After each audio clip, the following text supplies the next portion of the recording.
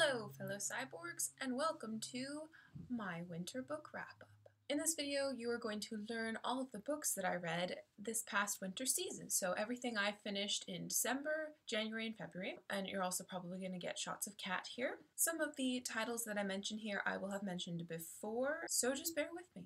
Last winter, I managed to read The Girl Who Circumnavigated Fairyland in a Ship of Her Own Making twice. I did a book review on this, link down below, please check it out. I also managed to read Smoke Gets in Your Eyes and Other Lessons from the Crematory twice. It is a non-fiction memoir about Caitlin Doty's first 5 years of experience in the funeral industry. The reason why I love this book and why I read it twice is that it also talks to you about mortality. It helps you face it, it helps you become less afraid of it, and it helps you stop trying to ignore the fact that you're going to die. This book also calls to your attention the lack of ritual left in the American funeral industry, how so many people buy an expensive casket, are embalmed, and then are buried under the ground in a cement vault because that's what you do, not because it means anything to them or helps the family or makes sense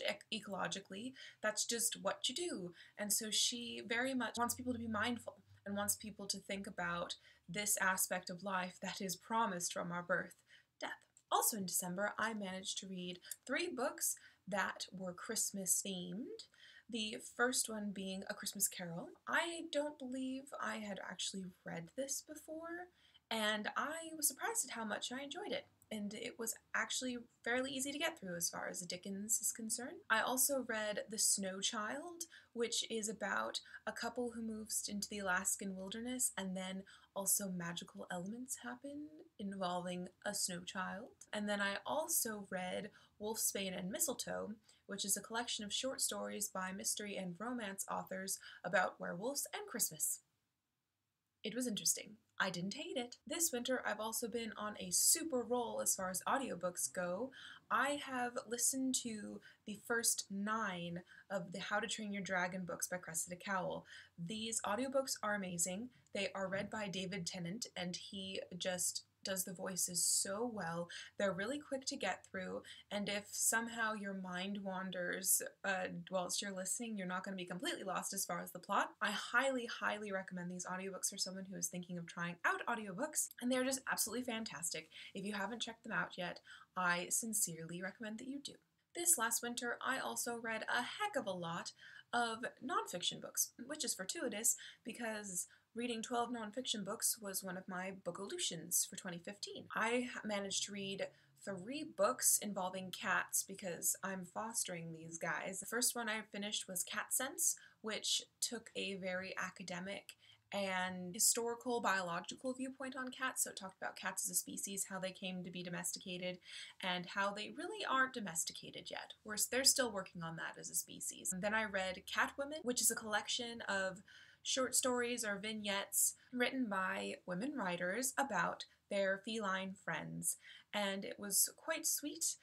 Really read it really quickly, I think over 2 days, and it was lots of fun. And then finally I picked up Psycho Kitty, and this is a how to fix your behavioral problems of your cat. Fortunately, I haven't had any behavioral problems to look at, but I wanted to read this as sort of a primer and get into the idea of what sort of shenanigans and mess-ups cats can get into and how to get them out. Most of the time, in this book, the case studies for these cats, most of the time it was the owner's fault, frankly, which made me really sad. It made me also really aware that perhaps a lot of people who have owned cats in the past, myself included, actually don't know how to own cats. They don't know what cats actually need from them, and since they're not a dog who needs to be walked and let out to poo, they figure that they can just leave the cat on their own without any issue. And that isn't the case. Next on the list of nonfiction, I read 2 for my personal book club. The first being The Geek Shall Inherit the Earth, which is a nonfiction book from a journalist perspective, talking about outcasts and freaks and people who don't fit in high school. And the whole idea of this book was to discuss quirk theory. The idea is that things that are scorned in outcasts in high school are actually what makes them successful in the real world. Big shock. that one wasn't one of my favorites. The next nonfiction book that I read for my personal book club was The Letters of John and Abigail Adams. They were letters written in the late 1700s, all taking place around the time of the American Revolution. These were interesting, but there were 500 pages of letters that kind of said the same thing over and over again, and it was like reading a really delayed AIM conversation, so it was very arduous and tedious to read, but it wasn't terrible. Next up in my nonfictions that I read in winter are a couple book-themed nonfiction books. The first being Jen Campbell's Weird Things Customers Say in Bookshops. This was funny and cute. I checked it out from the library, and I'm kind of glad I did because there's not a lot of substance to it. And unfortunately, books like this, they can tiptoe on the mean and making fun of, but it was cute. If you want a fun, quick read that has to do with weirdos in bookshops, then go ahead and pick that one up. The second book-related nonfiction book that I read in winter was The Novel Cure, and this was awesome. This volume reads like an encyclopedia of ailments, and then the cure that is prescribed is reading material. Say, for instance, you have a hard time getting out of bed. The two ladies who composed The Novel Cure recommend a title that is about a man who never gets out of bed and has grown to be 1,000 pounds and can't even get up. And so the idea is that you don't want to be like him, so perhaps you actually should get out of bed. Some of the recommendations are made in jest, like that, blowing up your ailment to ridiculous sizes for you to just go like, oh my goodness, yes, I should probably do what I want to be doing. Some of them are made in earnest, that this book actually can help you work through what you're doing. And then some books weren't precisely about your ailment or didn't precisely have your ailment in them, but it had the same sort of emotional or physical or metaphorical tone, and you could glean some healing from that. The only thing that I didn't like about this book is that I'm a really big science fiction fantasy reader, and in fact I'm quite prejudiced against general fiction. The Novel Cure recommended a lot of general fiction books, so that was my only complaint. There were a lot of books that sounded interesting, but for most of them the glimmer of wanting to read them passed quickly away as I moved on to the next section of The Novel Cure. The next nonfiction book that I read was called A Haiku in English, and it's a book about the first 100 years of haikus composed in the English language, not translated from Japanese. I love the brevity and the impact that they can have, as you know from my book reviews. And so I saw this volume and thought it would be lovely to thumb through. It was lots of fun. I wrote down quite a few haikus that really resonated with me and I thought they were interesting, but then there were also a lot that didn't really do anything for me, so it was just a fun, quick read. The final two nonfiction books that I read in winter was I finally read Grace's Guide, which was hysterical. I read this on a cleanse day when I wasn't allowed to chew anything and I was just eating smoothies well, you can't really eat a smoothie, just drinking smoothies all day and feeling miserable. And Grace's Guide just perked me right up and got me through it. It was so funny, really lovely, really visually appealing book.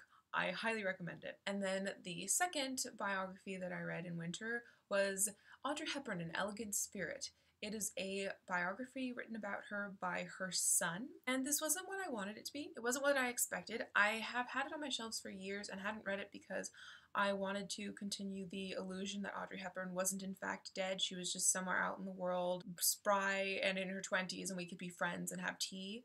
And I knew that a biography would end with her death, and I didn't really want that to be real. This biography, her death pervades it completely. It starts out with her son recalling her death and saying that he started writing this biography 4 days after she died. There are a lot of lovely intimate photos that maybe you hadn't seen before of her and of her life and with the family, but it didn't make up for the fact that there was really no new information, and it made me cry really bad at the end. Super made me cry. Next up are the young adult fiction, sci-fi fantasy, whatever books that I read. One of them was The Last Defender of Camelot by Roger Zelazny. This was the first collection of short stories by Roger Zelazny that I read, and I highly, highly enjoyed it. He Who Shapes was my favorite story in this. It was really entertaining.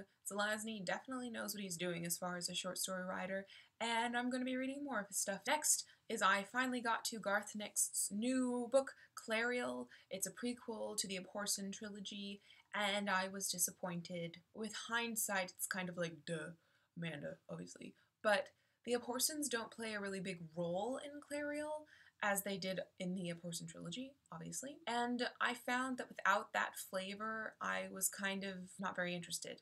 Also, most of the book takes place in Belisare in its prime, so it's a urban setting, or medieval urban, whatever. It's a big city in the Old Kingdom, and that was also a flavor that I didn't really care for. I was kind of bored. Clariel was very interesting. I really identified with her solitary nature. She was an interesting character. I really liked that. Give it 3 out of 5 stars, I think. I am very eager to see how he continues with the series, because the next books he's going to release are going to continue Lyriel and Nick's story, but I'm also wary because Clariel. I also read the second book in the Divergent trilogy, Insurgent. I found this one really annoying. Tristan and Four were just super annoying and just being impulsive and not telling anyone everything and just being sore at each other and just ugh. But I wasn't a super fan of the book Divergent, so I wasn't intending to be blown away, but I wanted to read it before watching the movie that's going to be coming out next week or something ridiculous like that. But yeah, so I got through it. Right now I'm reading Allegiant, and it has my attention captured a bit more than Insurgent, but I'm still just like, when can I finish this? Unfortunately. Then the last book that I read this winter was The Forgotten Garden. And I picked this up because Goodreads had it under their like winter books list. And that's also where I found The Snow Child. But The Forgotten Garden, like, maybe it's a book for you to read because you know, it'll immerse you and make you forget about the fact that you can't go outside because there's 6 feet of snow blocking your door. Because it took place in Australia and there was no snow like anywhere. So that was a little disappointing, but it was super enthralling. The story follows, I think, 3 timelines, 3 different really interesting women. There's a mystery element, there's like Victorian England elements, there's Australia. It was a lot of fun. It was a lot of fun. I really like Kate Morton's writing style. I think I gave it 4 out of 5 stars, and I was thinking of giving it 5 out of 5 stars toward the beginning, but I figured out the mystery about 100 pages before we were told in the book.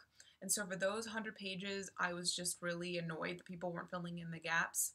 So that's what detracted from the book. And the book was quite hefty. I think it was over 500 pages. So if 100 of those pages was me waiting for the characters to catch up, it slowed down the pace. I was less interested toward the end. So that's why it wasn't a stupendous read, but I was pleasantly surprised.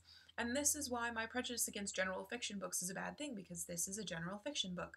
And I really freaking enjoyed it. But would I have picked it up otherwise without the knowledge and wisdom of Goodreads? No, I wouldn't have, but I really enjoyed it. And it was actually the first book I finished in this new year, 2015. Next up, I read a couple graphic novels-ish. I checked out Sandman Volume 3 by Neil Gaiman. I'm not a huge fan of Neil Gaiman's work. I really love the screen adaptations of his work, but I do love Neverwhere. Sandman Volume 3, I was told it was a good place to start with the Sandman series because they were just like short stories, but it was still way too dark for my taste. There were kitten deaths and rape, and not my favorite. So I don't think I'm going to be doing the Sandman at all. And then finally, I picked up this really interesting book called Syllabus. It was recommended to me, not personally, by Felicia Day. It was one of her top 5 books of 2014. And it is the journal and syllabuses from this professor, but the book is really about creativity. What does it mean to be creative? Where does it come from? How do you tap into it? How do you keep it going?